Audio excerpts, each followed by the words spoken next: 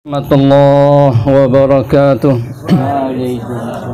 A'udzu billahi minasyaitonir rajim. Bismillahirrahmanirrahim. Wassalatu wassalamu ala asrafil anbiya wal mursalin sayyidina Muhammadin wa ala alihi wa sahbihi ajma'in, amma ba'd. Rabbi shrah li sadri wa yassir li amri wahlul 'uqdatam min lisani yafqahu qawli.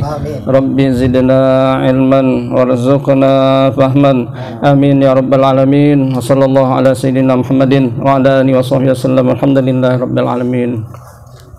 Nabi bersabda, tidaklah berkumpul satu kelompok manusia, satu kaum di salah satu rumah Allah ataupun dimanapun, yang mana di dalam pertemuan tersebut mereka membaca Al-Quran, membaca salawat, berzikir,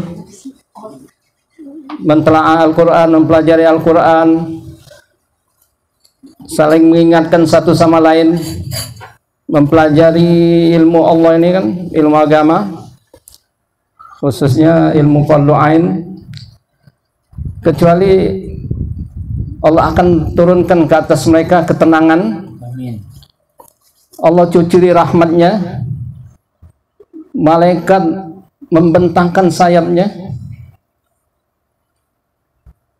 kemudian Allah sebut nama mereka satu persatu di hadapan para malaikatnya. Allah banggakan, si fulan hadir, si fulan, Allah sebut nama-nama mereka. Jadi luar biasa. Di dalam riwayat yang lain dikatakan hadir malaikat. Jadi Allah SWT mempunyai makhluk yang bernama malaikat. Jumlahnya luar biasa malaikat ini.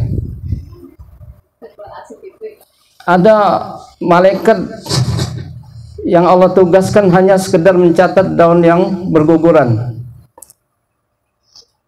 Kemudian malaikat yang mendampingi kita, setiap kita, bukan satu dua malaikat. Malaikat pencatat amal baik satu, malaikat yang mencatat amal buruk dua, malaikat yang menjaga kita dari tersandung, terjatuh, kejedot. Ada lagi malaikatnya yang menjaga kita dari bahaya, dari kecelakaan. Udah itu malaikat yang menjaga kita, setiap orang, dari makhluk halus yang lain. Ada lagi malaikatnya.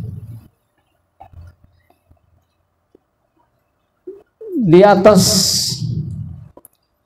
Ka'bah buat kita manusia untuk tawaf, lurus di atas Ka'bah di langit ketujuh sana ada namanya Baitul Ma'mur. Allah buat sumpah dalam Al-Quran, wal Baitul Ma'mur was-saqfil marfu', itu kan. Baitul Ma'mur tempat malaikat tawaf, sebagaimana Ka'bah tempat kita manusia tawaf. Jadi dikatakan 70.000 malaikat masuk ke kawasan Baitul Ma'mur untuk tawaf. Setiap hari 70.000 malaikat masuk, tidak keluar lagi. Setiap hari masuk 70.000 malaikat masuk, tawaf, tidak keluar lagi. Setiap hari dunia ini. Jadi tidak bisa kita bayangkan betapa banyaknya sejak malaikat diciptakan sampai hari kiamat. Nah, kemudian malaikat sayyahin, malaikat fuddal. Malaikat sayyahin tugasnya mencari perkumpulan-perkumpulan seperti kita ini. Malaikat sayyahin namanya. Malaikat khusus yang selain di langit sana ada yang sujud-sujud saja, ruku-ruku saja. Malaikat yang menjaga setiap hari Jumat di pintu masjid, di pintu-pintu masjid. Siapa yang datang jam berapa dicatat malaikat. Nah, apabila khutbah sudah berdiri, udah malaikat masuk mendengarkan khutbah, tidak dicatat lagi. Jadi yang masuk ke masjid setelah khutbah, setelah malaikat, setelah khatib berdiri, dia sudah tidak terdaftar, tidak dicatat oleh malaikat. Malaikat sudah stop menjaga di pintu masuk masjid itu kan. Jadi malaikat sayyahin ini hanya Allah yang tahu jumlahnya. Dia mencari majlis seperti kita ini. Apabila ketemu malaikat tersebut, dia kasih tahu teman-temannya, mari sini ada ini, sini diparakan di pengajian ini Arisalah. Mari, akhirnya mereka semua kumpul, membentangkan sayapnya sampai di atas kepala kita sampai ke langit sana. Luar biasa. Seraya mereka mendoakan orang-orang yang ada di dalamnya dengan doa kebaikan, baik dunia maupun akhirat. Apabila sudah selesai mereka kembali, Allah tanya, dari mana kalian? Allah Maha tahu, cuma Allah tanya saja. Kami dari menghadiri majelis Saudara Misbah yang diadakan oleh beliau di tempat usahanya di sini. Kemudian Allah tanya lagi, apa yang mereka kerjakan di dalam majelis tersebut? Mereka menjawab, mereka memuji-Mu ya Allah, mereka bertasbih, mereka berzikir, mereka saling mengingatkan satu sama lain, mereka mempelajari ilmu agama, gitu kan? Lantas Allah tanya lagi, apa yang mereka harapkan dari pertemuan itu? Yang mereka harapkan surga-Mu ya Allah. Mereka mengharap surga-Mu ya Allah. Mereka rindu dengan surga-Mu ya Allah. Apakah mereka pernah melihat surga-Ku? Tidak ya Allah. Bagaimana sekiranya mereka pernah melihat surga-Ku? Kalau sekiranya mereka pernah melihat surga-Mu, pasti mereka lebih gila lagi ya Allah. Maksudnya lebih rajin lagi, lebih semangat lagi, lebih sering lagi mengadakan pertemuan-pertemuan seperti ini. Kemudian apa yang mereka takuti dariku? Apa yang mereka takuti? Mereka takut neraka-Mu ya Allah. Apakah mereka pernah melihat neraka-Ku? Tidak ya Allah. Bagaimana sekiranya mereka pernah melihat neraka-Ku? Kalau sekiranya mereka pernah melihat neraka-Mu ya Allah, pasti mereka lebih rajin lagi, lebih semangat lagi. Hanya kata Allah, kalian saksikan wahai para malaikatku, saya akan berikan apa yang mereka harapkan. Saya akan hindari dari neraka yang mereka takuti, dan kalian saksikan bahwasanya aku telah ampuni semua dosa-dosa mereka. Jadi luar biasa pertemuan seperti ini. Namun sebaliknya, pertemuan-pertemuan, meeting-meeting yang semewah apapun, di hotel bintang 7 sekalipun, dengan makanan mewah yang hadir raja-raja, orang-orang besar, menteri-menteri, tapi mereka tidak buat seperti kita ini, mengaji, mempelajari agama ini. Itu pertemuan seperti itu, perkumpulan seperti itu, majelis seperti itu, nanti pada hari kiamat akan mendatangkan penyesalan. Iya. Jadi adik-adik sekalian, Allah ciptakan kita manusia untuk kekal selama-lamanya. Allah jadikan kita untuk kekal selama-lamanya. Yang tidak paham, mereka menyangka, oh Allah ciptakan kita untuk sementara saja. Salah. Untuk kekal selama-lamanya. Cuma kita pindah-pindah alam saja.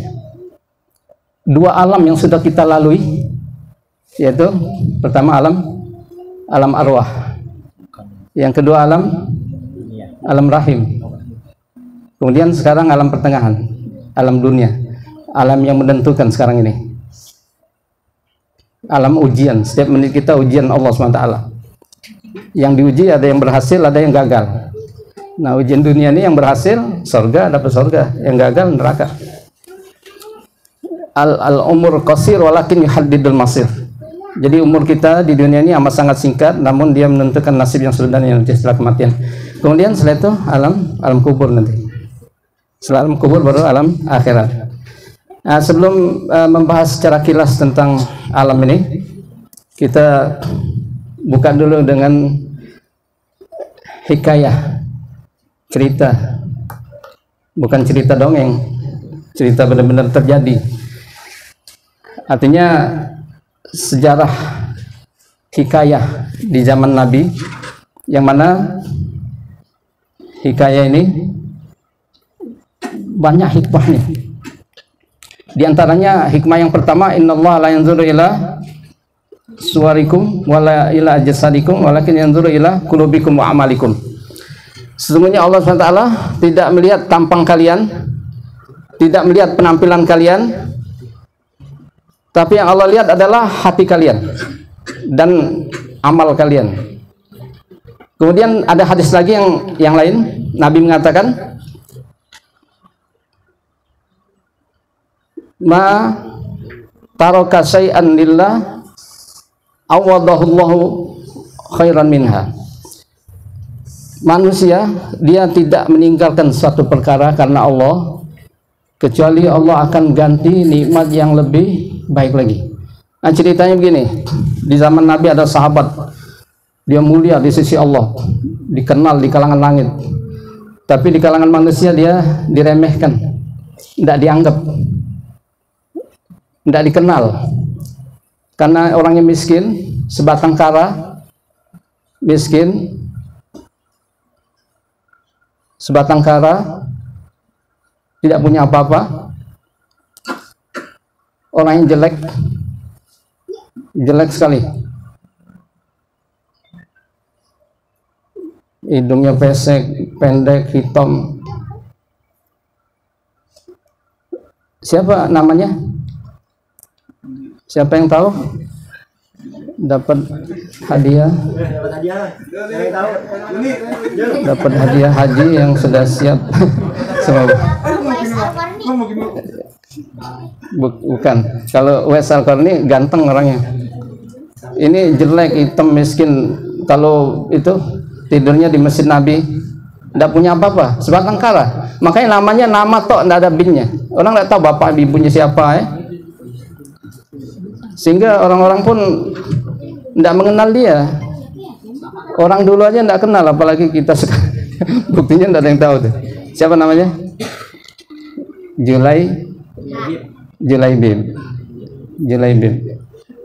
Julaibib aja, tidak ada binnya karena bapaknya tidak tahu, sebatang kara, betul sebatang kara.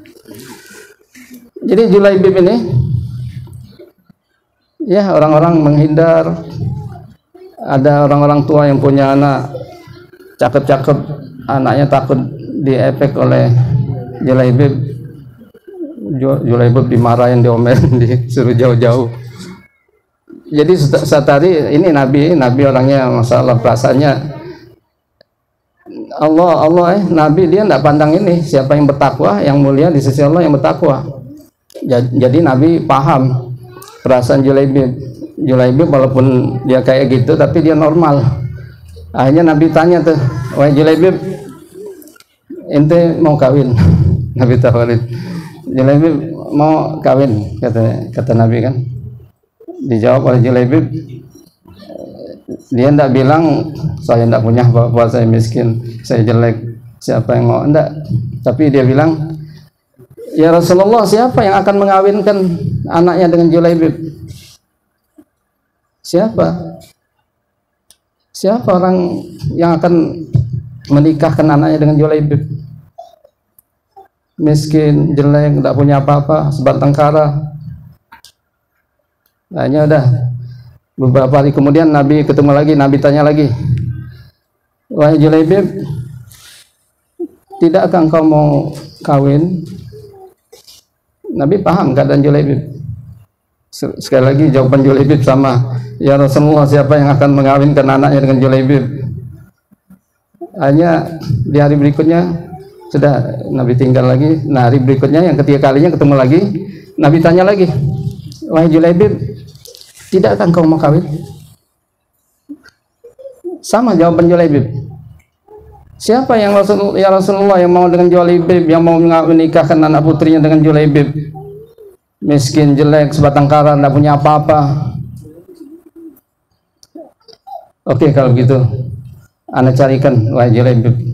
Jadi Nabi langsung, saya carikan. Akhirnya Nabi menemuin salah satu orang kaya dia punya anak paling cantik di Madinah saat itu. Satu sahabat Nabi temuin tuh, Nabi temuin di rumahnya, keluar tuan rumah, bapak si gadis ini. Wah, senang sekali Nabi datang kan, senang luar biasa tuh, karena orang-orang di Madinah saat itu apabila mereka punya anak gadis, mereka selalu datang kepada Nabi, menawarkan kepada Nabi, paling tidak mereka minta carikan Nabi jodohnya tuh. Nabi luar biasa, kekasih Allah, manusia yang paling mulia, siapa yang tak mau. Jadi lihat kedatangan Nabi, dia girang sekali, selamat datang wahai Rasulullah kan. Akhirnya Nabi berkata, saya ingin melamar anakmu. Luar biasa, langsung dia loncat-loncat kegirangan, langsung sujud syukur. Masya Allah, nikmat yang luar biasa ya Rasulullah. Kami sangat senang hati menerima lamaranmu. Silahkan. Tapi kata Nabi, tapi bukan buat saya, kata Nabi. Bukan buat saya. Buat siapa ya Rasulullah? Jadi dia sudah kegirangan, kata Nabi, jangan girang dulu, ini bukan buat saya. Dia masih ini, dia pikir buat sahabat-sahabat yang hebat yang lain seperti Abu Bakar, Umar, Utsman, Abdurrahman bin Auf, orang kaya, ganteng ya. Kalau gitu buat siapa ya Rasulullah? Dia nyangka buat Abu Bakar, sahabat-sahabat yang hebat-hebat ya, Umar, Utsman, Ali. Kata Nabi, buat Julaibib. Langsung mau pingsan dia. Buat Julaibib ya Rasulullah. Ini tidak salah ya Rasulullah. Dia kaget luar biasa. Akhirnya dia bingung kan. Akhirnya cari alasan. Kalau begitu ya Rasulullah, saya mau ini dulu, mau musyawarah dulu dengan ibunya. Dengan ibunya saya mau ini dulu, mau musyawarah dulu ya. Silakan. Engkau musyawarah, nanti keputusannya tolong kasih tahu. Sudah, akhirnya Nabi pulang, dia masuk tuh. Itunya masuk menemui istrinya di dalam rumah. Akhirnya dia berkata, wahai istriku, barusan Rasulullah datang menemuiku, dia mau melamar anak kita. Alhamdulillah, ini lamaran paling hebat, lamaran yang luar biasa, kita akan jadi keluarga Rasul, keluarga yang termulia. Girang dia. Kata suaminya, jangan girang dulu. Tapi ini bukan buat dia, bukan buat Nabi. Kalau gitu buat siapa? Buat Abu Bakar, Umar, Utsman, Ali. Buat Julaibib. Buat Julaibib. Pas dengan Julaibib, luar biasa. Mau pingsan dia. Seperti disambar geledek. Akhirnya dia bilang, demi Allah, saya tidak akan nikahkan anak saya dengan Julaibib. Saya tidak setuju selamanya. Sekiranya tidak ada laki-laki selain Julaibib, sekiranya tidak ada laki-laki selain Julaibib, no, saya tidak mau nikahkan anak saya dengan Julaibib. Saking ininya, saking tidak sukanya, miskin, jelek, tidak punya apa-apa. Sekiranya tidak ada laki-laki selain Julaibib, saya tidak mau nikahkan dengan anak saya. Hanya ributlah, percekcokan, ribut suami istri. Si bapaknya ini dia bingung tuh, bagaimana nanti saya ngomong sama Nabi. Hati-hati loh, ini Nabi. Dia permintaan dia, kemauan Allah tuh. Pokoknya engkau silahkan bikin alasan bohong apa segala macam, mana kita udah dilamar sudah. Saya tidak peduli, yang penting selama ini yang lamar anak kita orang-orang terpandang, orang-orang kaya, ganteng-ganteng, kita tolakin semua. Sekarang Julaibib, kasih Julaibib tuh, kasihan anak kita. Jadi nah inilah anaknya yang perempuan ini dalam kamar, dia mendengar tuh keributan orang tuanya. Akhirnya dia keluar, dia tanya, wahai bapak, wahai ibu, ribut masalah apa nih? Ada apa nih? Saya dengar ada orang lamar ya. Iya, tapi yang lamar engkau Julaibib. Nabi buat Julaibib, Nabi yang lamar tapi buat Julaibib. Akhirnya kata anaknya, kemudian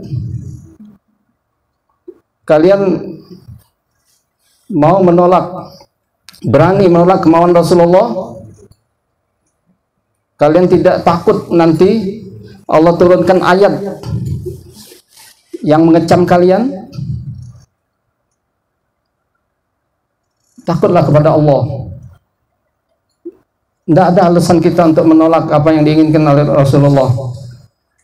Wan nabiyyu a'la bil mu'minina min anfusihim. Di Quran dikatakan para nabi itu, nabi dia lebih utama, lebih diutamakan dari segalanya.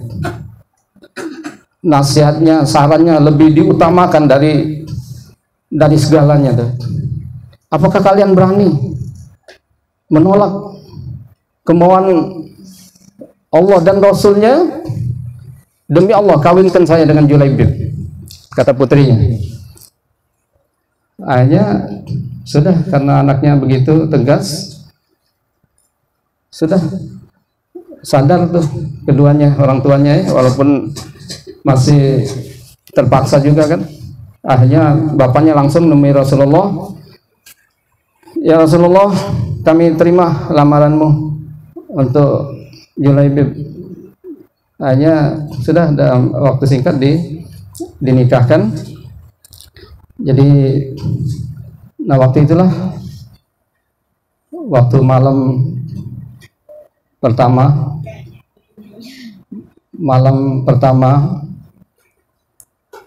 pengantin, tiba-tiba ada seruan jihad, disuruh berkumpul. Waktu itu perang Uhud kan. Jadi orang-orang yang ingin berjihad di pagi hari habis subuh semuanya harus nginep di Masjid Saykhain, Masjid Ad-Dir, ada masih ada sisa itunya, masjidnya itu, bekas sejarah di situ. Jadi malam itu juga ketika ada panggilan jihad, yang mau jihad ikut itu ke sana mengumpul, dia tinggalin istrinya tuh. Dia tinggalin istrinya. Jadi belum sempat apa-apa, dia hanya besoknya, singkat ceritanya, terjadi perang biasanya. Setelah selesai perang, Nabi tanya, semua tentara dikumpulkan, mana orang-orang kita yang terbunuh, yang hilang? Siapa di antara kalian? Satu-satu Nabi tanya. Yang hilang sudah kita temukan semua ya Rasulullah. Itu tanya Nabi satu-satu, sudah ditemukan. Sudah Nabi tanya, yang terakhirnya masih ada lagi yang belum ditemukan? Kita kehilangan siapa lagi? Sudah semua, oke semua, sudah lengkap. Kata Nabi, saya kehilangan sahabatku, saudaraku Julaibib. Mana dia, cari. Jadi saat seperti itu pun Julaibib dianggap tidak ada aja tuh. Tidak ada yang mempedulikan dia. Julaibib, kalian sudah ngaku tidak ada kehilangan, saya kehilangan Julaibib, kekasih ke Julaibib mana? Hanya dicari, mereka cari, hanya ditemukan di kaki bukit Uhud itu. Julaibib luka parah, tergeletak, tewas. Di sekelilingnya ada 7 orang kafir tergeletak. Hanya dikasih tahu Nabi parah nih, Nabi deketin, Nabi angkat tuh jasad Julaibib, Nabi pangku, tidak ada bantan apa, selama itu Nabi pangku, sambil yang lainnya suruh siapkan gali ini. Bayangkan, tidak ada Nabi berbuat seperti itu sama yang lain tuh. Selama menunggu digali lubang itu, Nabi Nabi taruh di pangkuannya tuh. Nabi sambil berkata, Julaibib dia sudah membunuh 7 orang kafir, 7 musuh Allah, Kemudian dia dibunuh oleh orang 7 nih, dia dibunuh oleh orang kafir. Dia berhasil membunuh 7 orang kafir dan akhirnya dia terbunuh. Makanya dia sekeliling dia ada 7 jasad orang kafir. Nabi sambil papa begitu, sambil menangis, sambil berkata, ya Julaibib, anta minni wa ana minka, anta minni wa ana minka. Wahai Julaibib, engkau bagian dariku dan aku dari engkau, aku bagian dari engkau. Luar biasa. Semua sahabat cemburu semua melihat betapa Nabi dekatnya dengan Julaibib. Air mata Nabi jatuh ke jasad Julaibib. Akhirnya setelah lubang sudah siap, Nabi sendiri yang memasukkan ke lubang. Luar biasa penghargaan Nabi kepada Julaibib. Jadi Allah tidak mandang rupa, bentuk, tapi yang Allah pandang adalah hatinya yang bersih, amalannya yang soleh, sholat selalu di belakang Nabi, jihad terdepan. Ini Julaibib. Inna akramakum indallahi atqakum, sungguhnya orang yang paling mulia di antara kalian adalah orang yang paling bertakwa. Nah, kemudian hadis tadi, man taraka syai'an lillah awadahullahu khairan minha. Siapa yang meninggalkan sesuatu karena Allah, maka Allah akan ganti yang lebih baik lagi. Jadi ketika perempuan ini nerima mau dinikahkan dengan Julaibib, Nabi langsung doakan tuh. Waktu bapaknya ngomong kami terima, Nabi doakan apa? Bukan barakallahu lahuma, doa nikah itu bukan, tapi Nabi doakan perempuan ini, Allahumma ja'al aisaha, Allahumma subba ilaihal khaira sabban sabba. Ya Allah, limpahkan kebaikan yang banyak kepada perempuan ini. Wala taj'al aisaha kaddan kadda, dan jangan kau jadikan kehidupannya susah. Nah, jadi setelah dia menjanda, tidak ada manusia yang lebih banyak dilamar oleh laki-laki yang kaya-kaya, yang hebat-hebat, melebihi daripada janda Julaibib. Jadi rebutan semuanya ingin menjadikan janda Julaibib jadi istrinya. Jadi dia tinggalkan tuh. Sebelumnya orang-orang ganteng, orang kaya dia tolak semua. Pas Nabi melamar, tidak sesuai dengan nafsunya, jelek, miskin, tidak punya apa-apa, sebatang kara, dia mau. Karena dia mandang Allah, mandang nabinya. Jadi tidak enak bagaimanapun dia terima. Jadi dia ninggalkan sesuatu karena Allah tuh. Dia ngambil yang apa? Yang hebat-hebat ditolak semua kan, yang ganteng-ganteng. Nah, akhirnya itu tadi, siapa yang meninggalkan sesuatu karena Allah, maka Allah ganti yang lebih baik lagi. Di dunia jadi rebutan, belum lagi di akhirat surga jadi kepala bidadari. Iya, kemudian jadi itulah sekilas cerita Julaibib. Jadi kita penting mempelajari sejarah satu-satu sahabat Nabi. Almar'u ma'aman ahab, orang nanti pada hari kiamat akan disatukan, dikumpulkan bersama siapa yang mereka cintai semasa di dunia ini. Dibangkitkan di akhirat bersama siapa yang dia cintai, bersama partainya masing-masing. Nah, jadi kita mempelajari sejarah Islam ini seperti melihat kaca spion nih. Kaca spion, kita melihat ke belakang untuk maju ke depan, melihat ke belakang kaca spion tapi untuk selamat. Jadi Allah ciptakan kita untuk kekal selama-lamanya, bukan sementara, bukan. Jadi paling tidak 5 alam yang mesti kita lalui. Alam arwah sudah, yas'alunaka 'anir ruh, qul ruhu min amri rabbi. Mereka bertanya tentang ruh, kata Nabi, ruh itu adalah urusan Tuhanku. Wa ma utitu minal ilmi illa qalila, dan tidaklah kalian diberi ilmu kecuali sedikit. Nah, jadi artinya masalah ruh tidak usah dibahas, tidak boleh dibahas, tidak boleh dibahas, karena itu hadisnya seperti itu. Nabi sendiri menyerahkan urusan ruh, urusan Allah tuh Nabi tidak terangkan. Alam arwah sudah kita lalui, di sana sudah kita diambil sumpah, alastu birabbikum qalu bala. Bukankah aku ini Tuhanmu? Semua ruh yang akan lahir ke muka bumi ini semuanya sudah mengaku itu. Bala, kami mengakui engkau sebagai Tuhan kami. Tapi setelah nyampe di dunia, itu tadi godaan dunia, setan dan yang lain-lain akhirnya jadi tersesat. Kemudian setelah alam arwah kita pindah ke alam rahim ibu kita 9 bulan 10 hari. Nah, alam 9 bulan usianya 9 bulan 10 hari. 9 bulanan. Ada juga yang prematur, lebih awal aja kan, lebih ini ya. Tapi yang umumnya segitu. Nah, kemudian setelah alam rahim kita sekarang alam dunia. Nah, 50 tahun yang lalu tidak ada nih adik-adik di sini. Nanti 50 tahun ke depan sudah ada lagi di sini. Artinya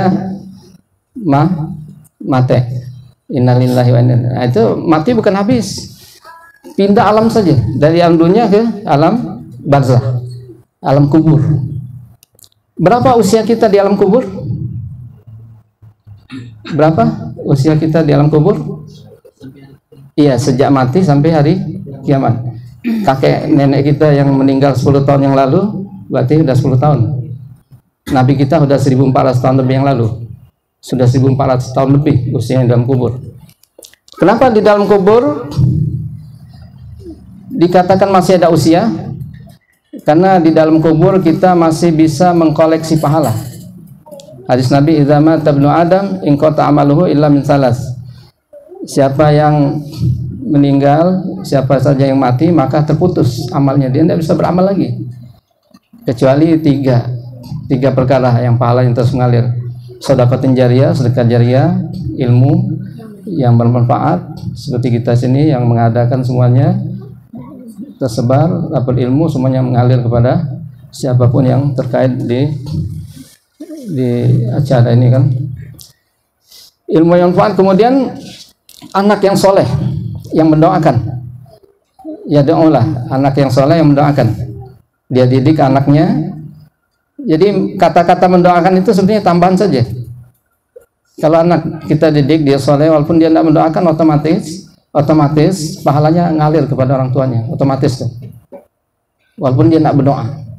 Tapi kalau anak itu tidak dididik, badung, suka ninggalin sholat, tidak soleh, walaupun dia nangis darah untuk orang tuanya, gimana Allah terima? Dia tidak soleh. Jadi berdoa itu tambahan saja. Jadi di alam rahim tadi, itu di Quran diceritakan secara detail ya. Hadis Nabi di hadis keempat Arba'in Nawawi, inna ahadakum yajma'u khalquhu fi batni ummihi arba'ina yawman nutfah, itu kan yang bahasa kitanya, setiap kalian proses di dalam perut ibu kalian selama 40 hari berupa mani. Di dalam rahim 40 mani itu 40 hari. Setelah 40 hari berubah mani tadi menjadi segumpal darah. Kemudian setelah 40 hari berubah menjadi segumpal daging. Setelah itu Allah kirim malaikat meniupkan ruhnya. Jadi usia kandungan 120 hari, 4 bulan, nah baru sempurna tuh. Ruhnya sudah ada. Gitu kan, berdasarkan hadis itu. Kemudian Allah suruh tulis ininya apa, ajalnya, rezekinya, takdirnya kan. Jadi itulah mukjizat Nabi. Ilmu tentang janin ini paling berapa puluh tahun yang lalu ditemukan ya, ratusan tahun yang lalu. Bahwasanya janin itu gini-gini, diselidiki. Udah itu pakai ilmu sekarang ini anaknya laki perempuan. Tapi Nabi sejak 1400 tahun yang lalu udah ngasih tahu tentang janin, mukjizatnya. Mukjizat. Jadi kita tidak bisa mukjizat Nabi yang terdahulu, terbelahnya bulan, Nabi memancar di sela-sela jarinya air sudah lewat, kita tidak bisa menyaksikan lagi. Nah sekarang ini kita menyaksikan ucapan Nabi semuanya jadi kenyataan. Jadi kenyataan semua tuh. Semua ajaran Nabi semuanya luar biasa tuh. Seperti Nabi nyuruh kita kalau masuk kamar mandi, WC, jangan sekali-kali kaki kanan, kaki kiri dulu. Ternyata sekarang ini setelah diselidiki oleh orang-orang ahli kesehatan, rupanya kalau kiri segi ini pun bahaya, kalau kepleset langsung jatuh stroke. Kalau kaki kanan dulu nggak ada tahanan tuh, kiri kan. Nabi melarang minum sampai berdiri, semuanya setelah diselidiki sekarang ternyata ada ini semua, ada rahasianya tuh. Quran begitu juga, Nabi mengatakan, menceritakan akan terjadi begini-begini, semuanya ternyata di Madinah tidak akan terjadi hari kiamat sehingga muncul api Hijaz di Madinah, keluar api memancar ke langit sana, terlihat di Suriah, di Sam. Itu sudah terjadi 500 tahun yang lalu, sudah terjadi tuh. Di Madinah ada bekas gunungnya hitam, bukitnya itu, di situ katanya, di situ memancar apinya tuh sampai kelihatan dari Suriah, dari Libanon sana tuh, api tinggi sekali. Nah, gunungnya itu disebut Gunung Jabal Mahruk, gunung yang terbakar, hitam tuh di Madinah, bukitnya tuh hitam, kayak kayak arang gitu ya, batu yang dibakar. Jadi alam rahim secara detail Quran maupun hadis diterangkan alam dunia. Nah, alam dunia ini berapa usia kita? Iya. Tadi alam kubur dari sejak mati sampai hari kiamat, itu usia kita. Dikatakan masih ada usia di dalam kubur karena kita masih bisa mengkoleksi pahala. Nah, di alam dunia berapa tahun usia kita? Siapa yang tahu? 60. Iya, dalam hadis Nabi dikatakan a'mar ummati baina sitin ila sab'in. Antara 60 sampai 70. Sebut tadi aja. 60 sampai 70. Nah, Nabi contohkan sendiri, Nabi sendiri usianya 63. Sahabat hebatnya Abu Bakar juga 63. Umar 63. Ali 63. Nah, cuma Utsman bin Affan panjang 80 tahun usianya. Jadi kalau usia kita udah berapa nih, macam saya udah 56, ngeri juga ya. Ngeri itu ya. Iya benar tuh. Udah dikit lagi ya Pak. Iya itu pun kalau sama dengan itu ya. Bagi saya. Iya. Ya Allah. Jadi kalau udah 63 lebih itu udah bonus macam bapak tuh 90 usianya tuh. Jadi itulah dikatakan al-umur qasir walakin yuhaddidul masir. Umur kita amat sangat singkat namun dia menentukan nasib yang sebenarnya. Nah, jadi sekarang inilah kita kesempatannya. Ini alhamdulillah anak senang banget nih diadakan ini pengajian. Luar biasa. Nikmat-nikmat yang wajib disyukuri. Kemudian yang penting kita minta istiqomah. Jadi sekali baik tetap baik sampai hari kiamat. Kadang-kadang itu tadi dinamakan disumiyal qalbu qalban litakal lebih. Hati ini dinamakan hati karena litakal dia sering berbulak-balik. Makanya hadis yang Nabi tadi tentang takdir tadi ya. Ada kejadian orang kelihatan dia beramal ahli surga baik-baik terakhirnya meninggal dalam keadaan maksiat, dalam keadaan menyimpang. Nah, itu tadi di hadis tadi, yang hadis keempat tadi kan. Kemudian sebaliknya orang jahat jatuh terakhirnya.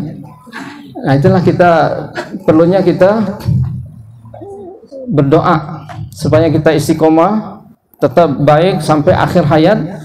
Nah, doanya itu Nabi ajarkan pendek, dibaca ketika ketika sujud. Ya muqallibal qulub tsabbit qalbi ala dinik. Ya muqallibal qulub tsabbit qalbi ala dinik. Ya muqallibal qulub tsabbit qalbi ala dinik. Ya muqallibal qulub, wahai zat pemutar balik hati, tsabbit qalbi, mantapkan hatiku, ala dinik, dalam agamamu. Idza aradallahu 'abdan khairan tawaffahu musliman. Kalau Allah menghendaki kebaikan atas hambanya, Allah matikan dia dalam keadaan Islam, agama Islam. Nah, kita tadi minta tetap dalam agama Islam. Artinya wala tamutunna illa wa antum muslimun. Jangan sekali-kali kalian mati kecuali dalam keadaan Islam. Artinya bukan mati sekedar KTP-nya Islam, bukan gitu. Kalau gitu ahli surga semua tuh, orang KTP-nya Islam semua, bukan. Mati dalam keadaan Islam maksudnya sedang mengamalkan ajaran Islam ya. apapun yang kita lakukan kalau matinya sedang mengamalkan ajaran Islam sesuai syariat Islam, ahli surga, husnul khotimah. Sekalipun dia berpolitik tuh, sedang berpolitik, sedang kampanye, sedang berpolitik, tapi politiknya sesuai Islam, mati ketika berpolitik, ahli surga. Dia sedang bisnis, sibuk tuh ngurusin dunia bisnis apa kan, tapi sesuai Islam, mati, ahli surga. Jadi yang penting sesuai mati sedang mengamalkan ajaran Islam. Jadi alam dunia, kemudian setelah ini alam barzakh, alam kubur ya. Setelah itu ya proses demi proses, padang mahsyar dikumpulkan semuanya tuh untuk diadili, untuk disidang satu persatu, diabsen satu persatu. 50.000 tahun menunggu untuk dibukanya sidang saja, 50.000 tahun berdiri tanpa duduk, tanpa makan, tanpa minum, satu itu di padang mahsyar itu, matahari 1 mil di atas kepala kita. Sekarang jutaan mil kita tidak sanggup dijemur di siang hari di musim panas di padang pasir yang sampai 40 derajat, pasir yang begitu panas. Orang kita yang lambat dia nginjek aspal di sana, itu Masjidil Haram, Masjid Nabawi, semuanya dingin. Jadi pas waktu yang tidak ada bawahnya, tidak ada pendinginnya itu, dia nginjek itu cuma berapa meter aja melepuh semua kakinya. Ini di musim panas sekarang ini bahaya sekali tuh. Nah ini di padang mahsyar matahari 1 mil di atas kepala kita. Sudah diganti semua, bukan matahari yang sekarang ini. 50.000 tahun menunggu seperti itu. Tapi orang-orang yang 7 golongan pemuda yang seperti kita semua, insya Allah, yang suka ngaji, suka ibadah, suka salawat, insya Allah itu dapat perlindungan pada hari itu cuma seperti sholat 2 rakaat saja. Kecuali 7 golongan itu ya, ada pemimpin yang adil, orang yang itu pemuda yang hobi ibadah, itu tidak umumnya pemuda yang hura-hura kan, yang menurutkan nafsu, itu orang yang zikir, orang yang banyaklah yang sedekah, yang apa tuh. Kemudian jembatan sirat terakhirnya, jembatan Siratul Mustaqim, panjangnya 3.000 tahun perjalanan, 1.000 tahun datar, 1.000 tahun mendaki, 1.000 tahun menurun. Jembatan itu lebih tajam dari pedang, di bawah neraka jahanam, ujian terakhir manusia. Melewati itu, di seberang sana kalau selamat masuk surga, kalau gagal nyemplung. Nah cepatnya orang ini tergantung amalnya. Ada yang cepat seperti cepat kilat menyambar, seperti kuda yang tercepat, macam tergantung amal lah. Itulah sedalam akhirat, fariqum fil jannati wa fariqum fis sa'ir. Sebagian masuk surga, sebagian masuk neraka. Yang namanya kematian diserupakan kibas, diangkat tinggi-tinggi. Orang surga masuk surga, orang neraka masuk neraka. Dipahamkan, artinya semua mereka ini paham bahwasanya kibas ini adalah kematian. Kemudian dikatakan, wahai penduduk surga, wahai penduduk neraka, semua kalian lihat, ini yang namanya kematian kita sembelih. Setelah ini tidak ada kematian, hanya disembelih. Kemudian dikatakan kepada ahli surga, wahai ahli surga, ini kematian sudah disembelih, kalian hidup selama-lamanya. Oh, lebih puas lagi hati mereka, lebih senang lagi, lebih girang lagi, karena mereka merasakan nikmat seperti itu. Rasa khawatir, takut nanti ada kadaluarsanya, nanti tahu habis ya, selesai, tahu ada.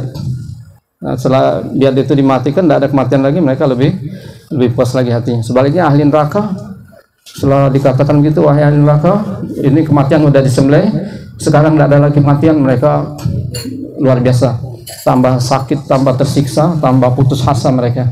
Padahal mereka masih ada ngarep saat ada dapat grasi, ya, dapat cuti. Iya, mereka ngarepin dalam satu hari itu cuti dalam setahun, misalnya kan berharga sekali. Walaupun 5 menit, 50 tahun cuti 1 hari kan, ini tidak ada sama sekali, tidak ada mati lagi selama-lamanya, tersiksa bagaimana tuh. Nah inilah sekarang ini kita hidup di dunia ini. Ya alhamdulillah, mungkin waktu sudah pas ya. Jam berapa? Jam. Oh iya, lewat malah. Iya sudah. Mohon maaf semuanya. Mudah-mudahan diberi keberkahan, kelancaran usahanya. Iya insyaallah. Iya.